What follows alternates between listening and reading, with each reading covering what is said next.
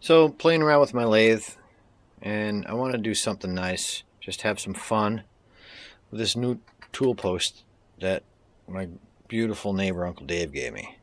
So I had this piece of cast iron. I've already spent a lot of time on it today. This was a hub that was hacksawed off of a cast iron pulley.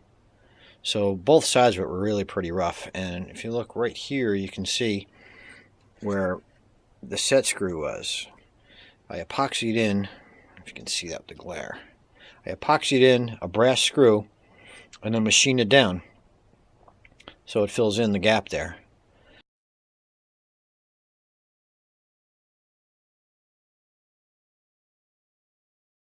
This piece is just about done, but what I wanted to do, the only way I can hold this on my lathe is I had to turn down the center shaft to make a friction fit so I could press this cast iron hub onto this so I could hold it in my chuck. My chuck won't open up large enough to hold it.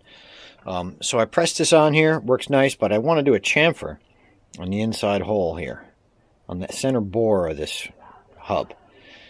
You can see the shaft here is sticking out a little bit too far, so what I'm going to do first is we're going to machine that end of that shaft off of there, bring that down some, and then that should allow me to chamfer the inside of the hole. Chamfer meaning just put a little angle on it. So we're going to turn on the lathe.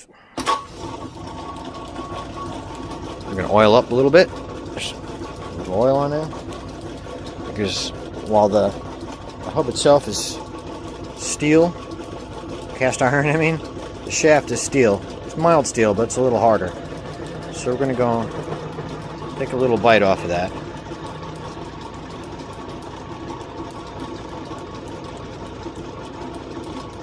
This lathe is built in 1936, and even though it's not very worn, it's pretty old, so I take little cuts on it. Just a little cut at a time.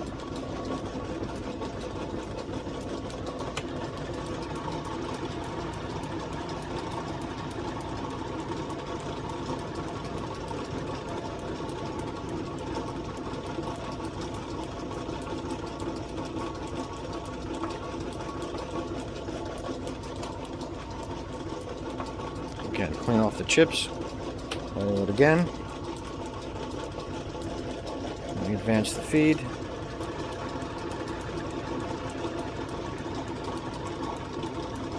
And this lathe, despite the fact that it's so old, does have auto feed in both directions, X and Y. But this I'm doing all by hand, meaning I'm rotating the tool bit manually instead of using the automatic feed.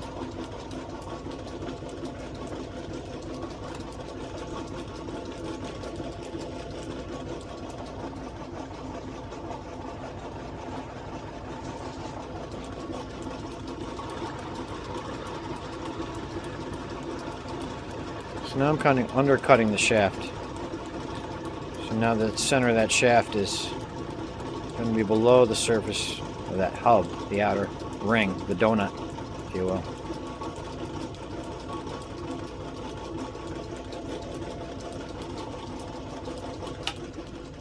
Let's see what we got here.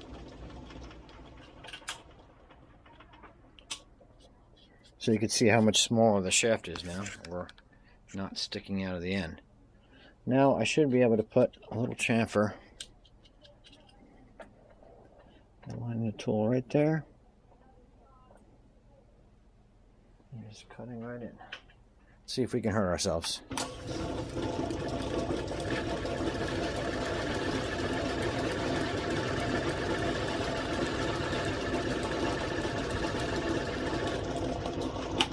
That should be it.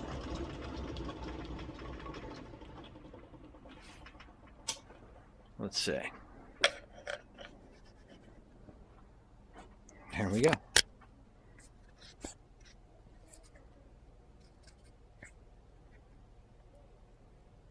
Now we're just going to knock this donut off of that shaft in a vise. I'm going to do the same thing on the other side. Cool. Okay, so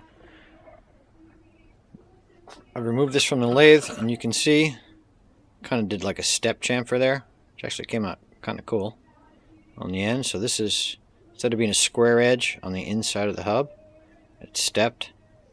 That black there is epoxy. I filled in the rest of the void from where I put in the brass screw with epoxy.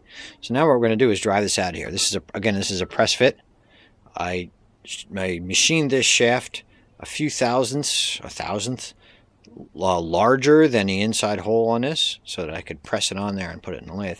So now we're going to remove it. So what we're going to do is just drop it into a vise here.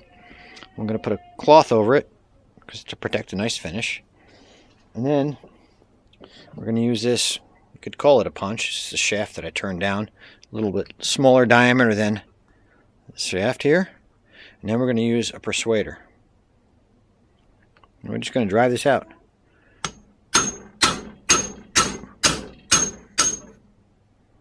And there it is. And the beauty of this friction fit, as it's called, is I want to do the same thing on this side. So I can just drive this right back on here.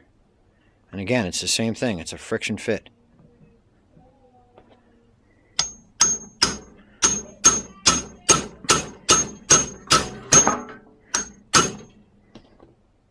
That's taking pretty much full swings on the hammer to get that on there. But because the sizing is just right, that is not going to come off until I want it to come off.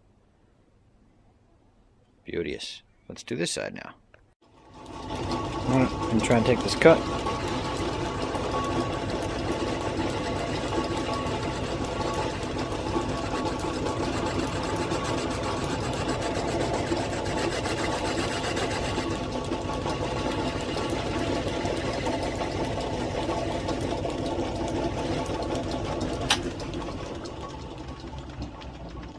Let's see what we get here.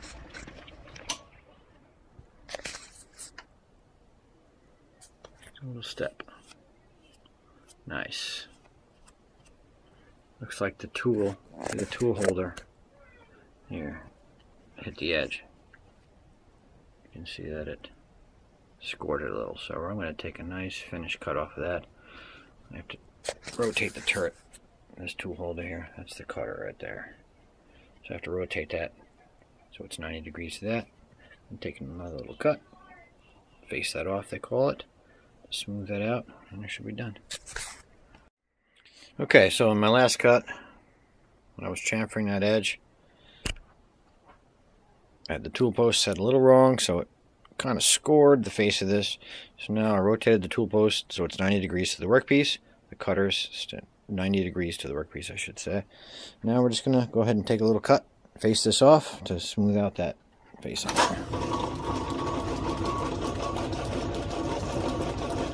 See the cloth underneath here? If you can see that in the video. This is cast iron, so it makes an awful lot of metal dust, which is a killer for a lathe. So we put a little diaper, as we call it, underneath.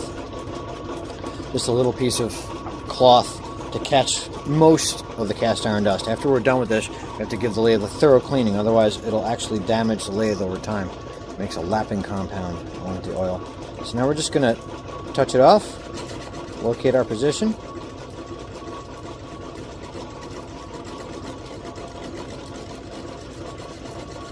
Go ahead and make a light cut.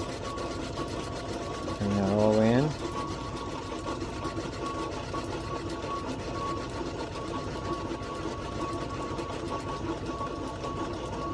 If I had a more modern lathe, I would touch it off. In other words, just find that light cut position and then lock in the bed on the lathe so I can go back and find that zero right away, but I can't do that on this old device. I could, I just have to make some tools for it.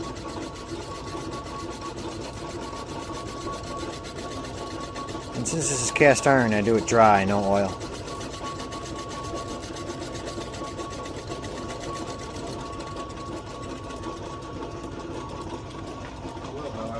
Use a dry brush, clean the tool bit, the cutter. Now we're going to advance just a tiny bit, another 0.003 maybe. And take a nice cut there. And get rid of my screw up from before.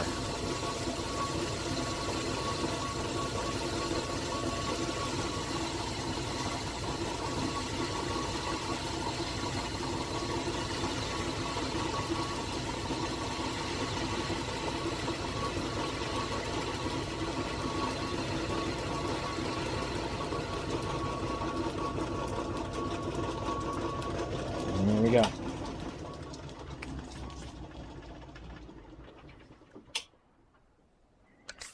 That should be a thing of beauty.